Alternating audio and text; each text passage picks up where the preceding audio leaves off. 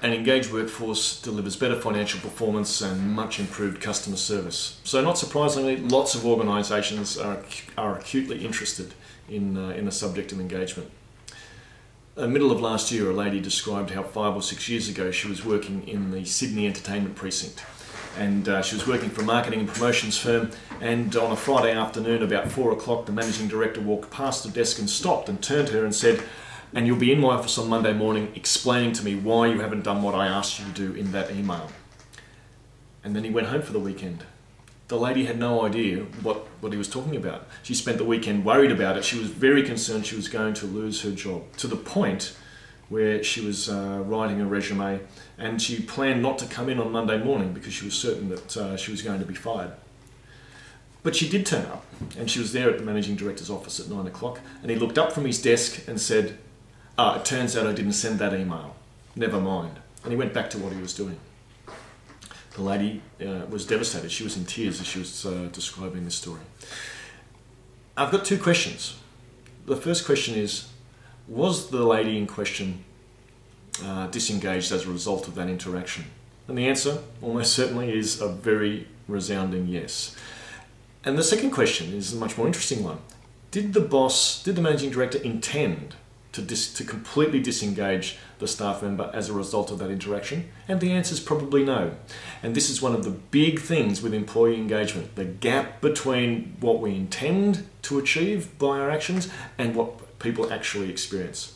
And by understanding the difference between those two things and closing the gap between our intent and our impact, we can have a huge impact on employee engagement. So the second thing I wanted to talk about is employee engagement surveys, which are terrific tools for helping us understand the things we're doing well and the things we might need to work on. But the limitation of the surveys is that the data doesn't tell us what's caused a score to be as it is or what we need to do to improve it. You need more data, and Anecdote does a lot of work collecting that additional data in the form of people's examples. Once you have the examples around an issue, often what you need to do to improve, to move forward, are patently clear. We've also noticed that if you've got a high engagement score, it's really easy. People are very willing to give examples. Likewise, if your organisation has low engagement scores, it's very easy. People are very willing to give examples, in that case because they don't care.